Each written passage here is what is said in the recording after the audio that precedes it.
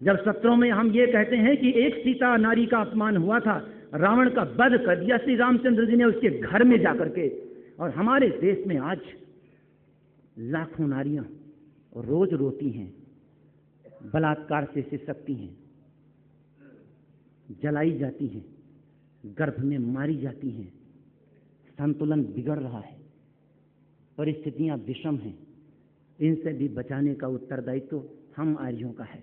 मानता हूं मैं, हमारी सामर्थ्य थोड़ी है, राष्ट्र को देखते हुए हमारी सामर्थ्य थोड़ी है, लेकिन हम इतना तो कर ही सकते हैं कि अपने आर्य परिवारों की रक्षा, आगे बोलो, हम अपने आर्य परिवारों की रक्षा, हम अपने नारियों को सबल बनाएंगे और अपने युवाओं को भी। एक बात याद रहे युवाओं, ये मत सोच लेना कि केवल मेरे कहने मात्र से आप रक्षा करने लग जाओगे। अरे वो 2-4 बदमाश आ जाएं और आप अकेले रहोगे, पीटे जाओगे आप ही। भूल जाओ कि आप रक्षा कर पाओगे, मरोगे आप ही। इसके लिए मैं जरूर ये चाहूंगा कि हमारे आर्यगण क्षत्रिय योद्धा बन जाए, न्यूनतम इतना योग्यता तो अर्जित कर लें, न्यूनतम इतना बल तो पैदा कर ही लें, न्यूनतम इतनी सामर्थ्य तो आ ही जाए कि 2-4 लोगों को तो हरा ही सकें, 2-4 लोगों को तो पीट ही सकें, अपने नारियों की रक्षा कर सकें। इतना प्रत्येक आर्य को आना ही चाहिए, क्योंकि विगत कुछ दिनों में कई ऐसी घटनाएं हुई राष्ट्र के सम्मुख में। हम सब चिंतित थे अपने आर्यों को लेकर के, सब अपने आर्यगण भी थे। हम एक साफ साफ निर्देश, ठीक है पुलिस हमारी है, मिलिट्री भी हमारी है, हम उसका भी सहायता लेंगे, जब वो सर आएगा उसका भी सहायता लेंगे, उससे भी पीछे नहीं है, लेकिन सबसे पहले मेरा परिवार है, सबसे पहले मेरी माता है, मेरी बहन है, मेरी पुत्री है, मुझे रक्षा करना होगा और रक्षा करना ही चाहिए, ये मेरा अधिकार है। बोलो जी, तैयार हो? चुप हो गए? तैयार हो? बिल्कुल। पूरे देश को यह संदेश चला जाना चाहिए कि आर्यों को छेड़ना इतना सरल कार्य नहीं है, आर्यों की महिलाओं को छेड़ना इतना सरल कार्य नहीं है। ये आग है और इस आग में कहीं भूल से भी हाथ लग गया तो पूरा जल ही जाएगा, बचने की कोई संभावना नहीं रहेगी। इतनी दृढ़ता आर्यों और आर्यों में होनी ही चाहिए। आर्यों हम सब ने एक आर्य समाज संरक्षण समिति बनाई है। आर्य समाज संरक्षण समिति का अर्थ है कि आर्य समाजों की रक्षा करना, आर्य समाजों का संरक्षण करना। अरे आर्य समाजों पर लोग कब्जा जमाए बैठे हैं, अगर किराया है किराया ही नहीं देते, या हड़पने को तैयार है गुंडे बदमाश, या कोई ऐसा ही है जो बैठ गया है, किसी को आने ही नहीं देता। आर्य समाज को व्यक्तिगत प्रॉपर्टी बना रखी है। मेरा उद्देश्य उसे हड़पना नहीं है, मेरा उद्देश्य उसकी रक्षा करना है। भाई कोई भी संभालो, सिद्धांत पर संभालो, लेकिन हम आर्यगण के रहते हुए कोई आर्य समाज पर कब्जा कर ले तो क्या अच्छा लगता है? बोलो जी, उसकी रक्षा करनी चाहिए नहीं करनी चाहिए? आर्य समाज का संरक्षण करेंगे। आप लोग तैयार हैं? आप लोगों के बल पर ही हम संरक्षण कर सकते हैं, अकेले कुछ नहीं। अकेले में मैं कुछ नहीं हूं, जब आप लोग इकट्ठे हैं, सहयोगी हैं, तभी हम आगे बढ़ सकते हैं। बोलो, आर्य समाज संरक्षण समिति बनाई जाए। आचार्य वर्चस्पति हैं, पढ़े हैं, विद्वान हैं, ये आचार्य वर्चस्पति आर्य समाज संरक्षण समिति के प्रमुख हैं। आप इसके मंत्री हैं जो कार्यभार को देखेंगे और जानते हैं आर्यों और आर्यों, अब हम सब आगे ऐसा करना चाहते हैं। मैं चाहता हूं कि एक वर्ष के भीतर में कम से कम 500 आर्य समाजों को हम स्थापित करें। 500 आर्य समाज हम स्थापित करें और 500 आर्य समाजों को चलाने के लिए हमें चाहिए उपदेशक और उपदेशिकाएं। कितनी? बोलो जी, कितनी चाहिए? हमें 500 चाहिए। आज तो 104 ही बने हैं। हमें चाहिए 500 आर्य उपदेशक और उपदेशिकाएं जो आर्य समाज संगठन को आगे बढ़ा सकें। हम एक वर्ष में चाहते हैं, हम जब अगले वर्ष इस प्रकार के अधिवेशनों में मिलेंगे तो उसमें 500 आर्य समाजों का खाका होगा और हम सबके पास में 500 उपदेशक और उपदेशिकाएं होंगी। आप लोगों से भी एक संकल्प चाहता हूं मैं। बोलो जी, शुरू किया जाए। संगठन के लिए एक संकल्प आवश्यक है। जो अपने आर्य और आर्याएं हैं, मैं ये चाहता हूं 5114 से आगे जो भी रविवार आए, उस रविवार को उन्हें आर्य समाज में जाना ही होगा। आर्य समाज संगठन है, उस आर्य समाज में क्या होगा? जाना ही होगा। चाहे पुराना आर्य समाज हो और अगर पुराना आर्य समाज में ना हो तो नया आर्य समाज स्थापित करो, लेकिन प्रत्येक रविवार को आर्य समाज में जाना ही होगा। और जानते हो आर्यों और आर्यों, यदि हमारे जो 40,000 प्रशिक्षित आर्यगण हैं, यदि इनमें से 20,000 आर्य और आर्याएं यदि प्रत्येक रविवार को आर्य समाज में जाना शुरू कर देते हैं तो पूरे देश भर में एक क्रांति आ जाएगी। यही मैं कह रहा था, यही वो आग होगी कि दुनिया भर के लोग ये कहेंगे कि आर्य समाज फिर वही आग बन गया, आर्य समाज फिर वही पुनर्जीवित हो गया जो ऋषि दयानंद के बाद में था। और ये ऋषि दयानंद के बाद वाला आर्य समाज अब फिर ये पूरे विश्व से पाखंड और अंधविश्वास को दूर करने के लिए आगे बढ़ चला है। बोलो तैयार हो?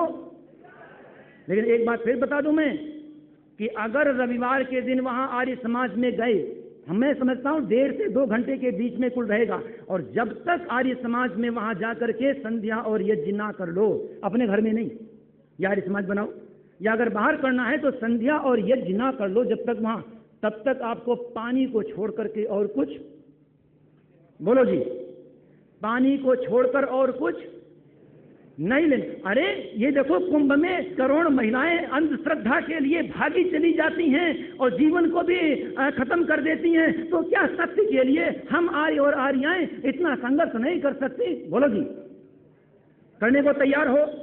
या हमने आर्य तिथि पत्र बना दिए हैं, इस आर्य तिथि पत्र के बाद में जो भी रविवार आता है उस रविवार को, और हम सब प्रयास करेंगे, तब तक अभी 1-1.5 महीना है, हम सब प्रयत्न करेंगे।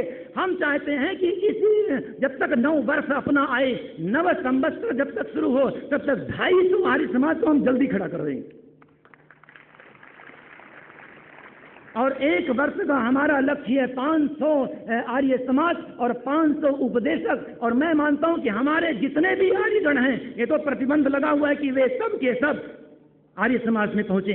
और जैसे आप ये करने लग गए, यह संगठन के लिए अनिवार्य है। मैं चाहता हूं यह अत्यधिक अनिवार्य है, सभी आर्य और आर्याएं इसको अपने भीतर में संजो लें और इस बात के लिए निर्णय कर लें, संकल्प ले लें, प्रतिज्ञाबद्ध हो जाएं कि हमें आर्य समाज के इस संगठन को तो खड़ा करना ही है। पहले ये तो बता दो, ये आर्य समाज का संगठन खड़ा करने के लिए तैयार हो? अपने पूरे के पूरे परिवार को लेकर के वहां पहुंचो, इसी से हम बहुत अधिक संगठित हो जाएंगे। धैर्य रखना। मैं अपने आर्यों आर्याओं को कहना चाहता हूं, ये 3 घंटे का फिल्म नहीं है कि ये सोचो कि अन्याय हुआ और अन्याय के लिए कोई नायक आया और अन्याय को मिटा दिया। अरे श्री रामचंद्र जी का जो वनवास है ये 6-7 घंटे में दिखा दिया जाता है, लेकिन जानते हो कितने साल का वनवास था? 6-7 घंटे का कि 14 वर्ष का? 14 वर्ष का। ये फिल्म नहीं है, रियलिटी शो नहीं है, ये सीरियल नहीं है, अपितु ये जीवन है। और इस पूरे जीवन में पूरा समय लगाना पड़ता है, पूरा जीवन लगा देना पड़ता है। आर्यों और आर्याओं निश्चित रहो, हम सब ने 5-6 वर्षों में जितना उत्थान किया है, जितनी उन्नति की है, जितना आगे बढ़े हैं, यही एक बताता है संघर्षशील रहो, निश्चय जानो हम अपने राष्ट्र को आगे बढ़ा ले जाएंगे, हम इसे अंधविश्वास से आगे बढ़ा ले जाएंगे और हम ऋषि दयानंद के वरदान को व्यर्थ नहीं जाने देंगे। इसलिए धैर्य रखो। आर्यों आर्यों, हम सब कुछ कार्य का बंटवारा कर लें। आज हम हैं, कल नहीं हैं। मनुष्य के जीवन का कोई पता नहीं।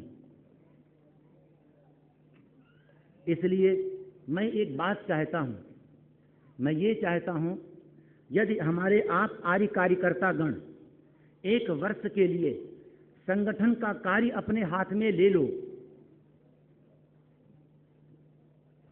तो मैं इस 1 वर्ष में आपको आर्यों के सिद्धांत वाला एक ग्रंथ लिखकर दे दूं।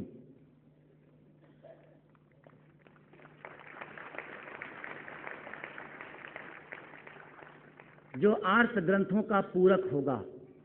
हमारे सैकड़ों उपदेशक और वैदिक प्रवक्ता हम रहें या ना रहें, लेकिन उस ग्रंथ के प्रकाश में वे अपने उद्देश्य की पूर्ति के लिए आगे बढ़ सकें। बोलो।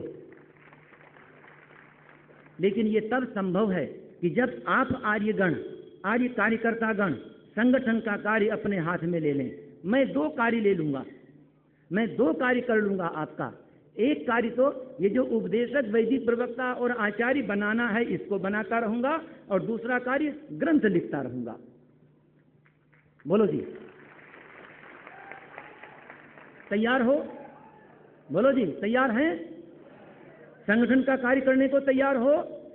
लेकिन जानते हो आज स्थिति क्या है? न रात की चिंता है, न दिन की, न भोजन की चिंता है, न छत की।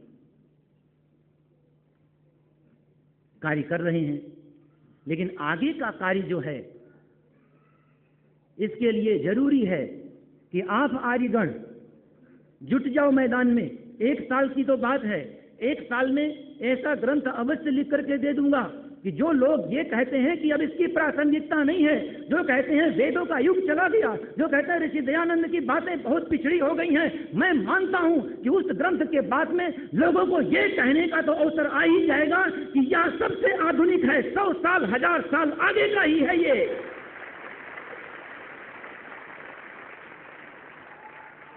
जो मैंने 20 साल तक मैंने पढ़ा है, मैंने अध्ययन किया है, जो मैंने अपने जन जीवन में अपने आप लोगों के साथ रह करके जो सीखा है, जो देखा है, वर्तमान के समय में मैं चाहता हूं उन सबको मैं एक ग्रंथ में लिख दूं, जिससे मेरे रहने पर या ना रहने पर भी यह आप लोगों को ऋषि दयानंद के पथ पर आगे बढ़ाता रहे।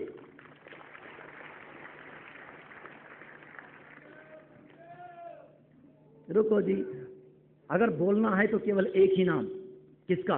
ऋषि दयानंद की जय। ऋषि दयानंद के ही कारण आज हम यहाँ हैं, अन्यथा अगर ऋषि दयानंद नहीं होते तो यहाँ तक हम तक सिद्धांत नहीं पहुँचते। और ऋषि दयानंद के बाद में उन बलिदानियों की जो हर दिन अनगणित कष्ट झेलते रहे, जिनका नाम तक हम ही नहीं जानते, लेकिन उन लोगों के संघर्ष के, उन लोगों के त्याग से ये सिद्धांत हम तक पहुँचे हैं। मैं तो उन सब का ऋणी हूँ।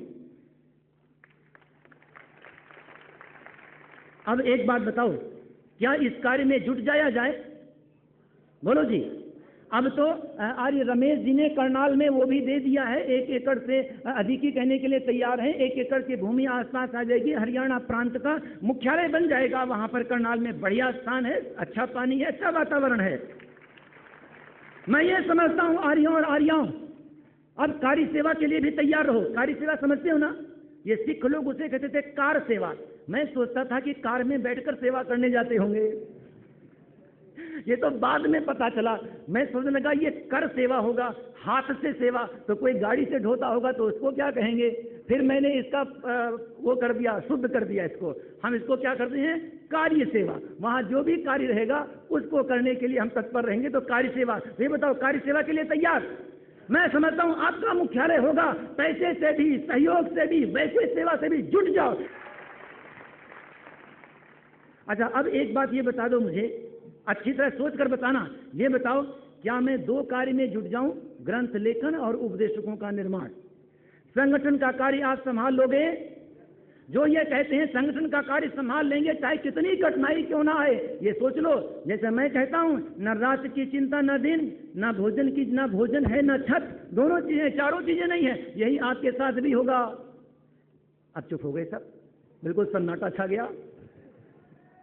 ये बताओ जी, इस बात के लिए, और मैं मानता हूं हमारे यहाँ पर सैकड़ों आर्यगण ऐसे हैं कि जिन्होंने संघर्ष किया है। मैं जानता हूं मुझसे कम संघर्ष उनका नहीं है। इन्हीं के बल पर और आप हजारों के बल पर मैं ये कहना चाहता हूं, यह संगठन का कार्य धीमा ना पड़ने पाए। यदि आप तैयार हो तो एक बात ध्यान दें, मैं एक काम और कर लूंगा, कुछ फुटकर का है काम। मैं आपकी निंदा सह लूंगा, मैं आपका अपमान सह लूंगा, मैं आपका विरोध सह लूंगा, आप पर आने वाली विपत्तियों को सह लूंगा, लेकिन काम करना रहेगा किसको? आपको। बोलो जी, तैयार हो? अब जो इस बात के लिए तैयार हैं कि हम संगठन के कार्य को आगे बढ़ाते ही रहेंगे और आप इस 2 कार्य में जुट जाएं, 1 साल बाद फिर हम सब जब सम्मिलित होंगे तो संभवतः वह ग्रंथ आपके हाथ में होगा। मैं समझता हूं जो ये सोचते हैं कि हम तैयार हैं, हाथ खड़े करो तो देखता हूं जी। कैमरा घुमाते रहना चारों तरफ, कोई छूट न जाए। इधर माताएं बहनें भी, आपका काम भी बहुत ज्यादा है, हाथ नीचे करो। तो मैं यही करता हूं, मैं नए वर्ष से इस अभियान में जुट जाता हूं और ईश्वर की कृपा, आप लोगों का सहयोग और गुरुओं के आशीर्वाद से मैं चाहूँगा कि ऐसा ग्रंथ जरूर बना दूं कि आर्यों के सिद्धांतों पर जो आरोप लगते हैं वह दूर हो जाए और इस राष्ट्र को और इस विश्व को एक नई विधा मिल जाए। कौन सी विधा? आर्यों की विधा।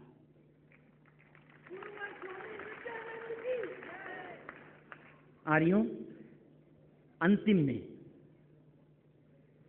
यह राष्ट्र किसका है? बोलो जी, यह राष्ट्र किसका है? इसकी रक्षा किसे करनी होगी? बोलो जी, किसे करनी होगी? ये संभव कैसे है? ये एक ही चीज से संभव है, इस राष्ट्र की रक्षा। इस राष्ट्र की रक्षा और किसी चीज से संभव नहीं है। इसकी रक्षा केवल और केवल एक ही चीज से संभव है और वो है आर्यावर्त। किससे संभव है? किसकी संभव है जी? और इसकी नींव क्या है? इसकी नींव है आर्य और आर्याएं। इसकी नींव आर्य और आर्याएं ही हैं। जितनी नींव मजबूत होगी उतना ही भव्य ये राष्ट्र बन पाएगा। यही आर्यावर्त तभी बन पाएगा जब हम लाखों करोड़ों की संख्या में और आर्याएं हों, और कोई दूसरा विकल्प नहीं है इस राष्ट्र की रक्षा का। इसलिए आर्यों और आर्याओं, दर्द पीकर दिखाएं वतन के लिए, कष्ट सहकर दिखाएं वतन के लिए, ये अभी कर दिखाएं वतन के लिए, ये प्रति क्षण दिखाएं वतन के लिए। हम वतन के लिए मरकर दिखाएंगे, आप जी कर दिखाएं वतन के लिए। धन्यवाद।